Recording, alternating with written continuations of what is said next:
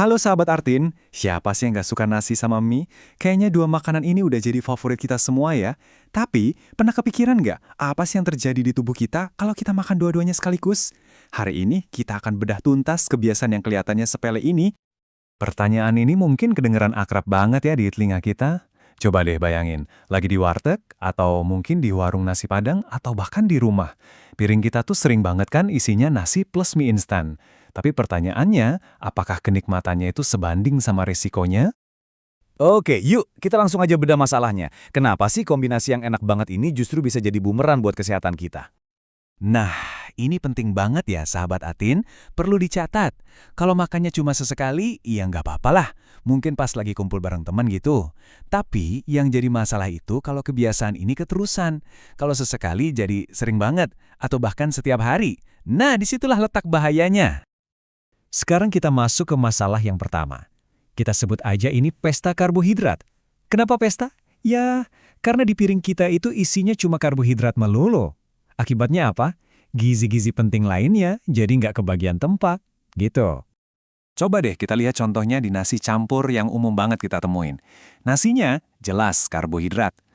Ditambah mie, karbohidrat lagi. Belum cukup, ada perkedel kentang. Itu juga dari karbohidrat. Terus ada kerupuk, sama aja. Wah, ini sih bener-bener parade karbohidrat dalam satu piring. Coba lihat perbandingan ini sahabat Atin. Di satu sisi piring kita tuh berat banget sama karbohidrat. Tapi di sisi lain, kosong melompong. Kita jadi kehilangan protein buat bangun otot, lemak sehat buat fungsi otak, plus vitamin dan mineral yang penting banget buat jaga daya tahan tubuh. Bener-bener jomplang kan? Oke, selain miskin gizi, ada ancaman lain yang nggak kalah serius nih, ledakan kalori. Atau bisa kita sebut bom kalori. Yuk kita lihat gimana kombinasi ini bisa jadi jalan tol menuju obesitas. Yuk kita hitung-hitungan dikit ya. Mulai dari nasi dulu. Satu porsi nasi putih biasa aja itu udah nyumbang sekitar 400 kalori. Banyak loh itu. Terus, kita tambahin mie instan satu porsi. Artinya apa? Kita nambah lagi sekitar 400 kalori. Wah, ini kan sama aja kayak makan dua porsi makanan utama sekaligus ya. Jadi totalnya berapa? 800 kalori lebih. Dan ingat loh sahabat Atin, ini baru dari nasi sama mie-nya doang. Belum termasuk lauknya kayak ayam goreng, telur, atau yang lainnya. Coba bayangin, total kalori yang masuk sekali makan bisa sebanyak apa? Nah, tumpukan kalori segini banyak ini bakal jadi masalah besar kalau aktivitas kita nggak sebanding. Buat kita-kita yang mungkin kerjanya banyak duduk di depan laptop, atau malamnya suka nonton serial, kalori ekstra ini nggak bakal kepake. Ujung-ujungnya, ya langsung disimpan jadi lemak. Nah, ada cara gampang loh buat ngecek risiko kita. Coba deh ukur lingkar perut. Patokannya, buat para pria harus waspada kalau udah di atas 90 cm. Dan buat para wanita, angka waspadanya itu 80 cm. Ini indikator yang penting banget sahabat Atin. Saya mau nantang sahabat Atin nih. Beneran deh, setelah ini selesai, coba cari meteran di rumah, terus ukur lingkar perut. Angka itu nggak bisa bohong. Ini langkah kecil tapi penting banget buat kesehatan kita. Oke, dari penumpukan lemak, kita sekarang beralih ke resiko jangka panjang yang paling ngeri. Gimana kebiasaan makan nasi plus mie ini, tanpa kita sadari, seolah-olah ngebangun jalan tol yang mulus, langsung menuju diabetes. Jadi, gini cara kerjanya. Nasi putih sama mie itu kan karbohidrat sederhana. Bayangin aja mereka itu kayak bensin yang gampang banget kebakar. Begitu masuk tubuh, mereka cepet banget diubah jadi gula, bikin gula darah kita langsung melonjak naik, kayak naik roller coaster. Proses ini tuh kayak efek domino yang pelan-pelan merusak.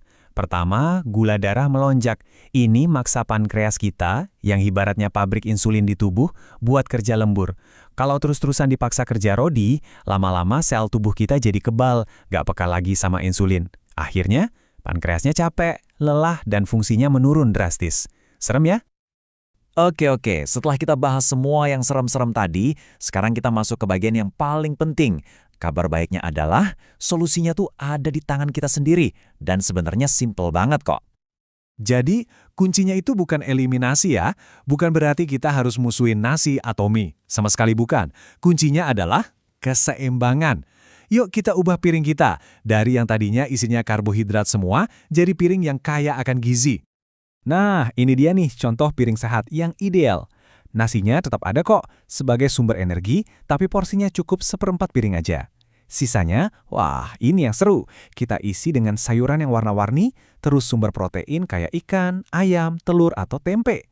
Tambahin sedikit lemak sehat, misalnya dari alpukat. Terus ditutup pakai buah. Lengkap, seimbang, dan enak kan? Coba deh, renungkan ini, sahabat Adhin. Sayang banget kan kalau jatah 800 kalori kita itu habis cuma buat karbohidrat yang gizinya minim? Yuk, kita bikin setiap kalori yang masuk ke tubuh kita itu berarti. Pastikan kalori itu bawa hadiah berupa gizi yang bermanfaat. Jadi, saya mau tinggalin sahabat Atin dengan satu pertanyaan ini. Nanti, pas waktu makan berikutnya, piring Anda mau diisi sama apa? Ingat ya, pilihan ada di tangan kita. Dan setiap pilihan kecil hari ini bakal jadi perubahan besar buat kesehatan kita di masa depan.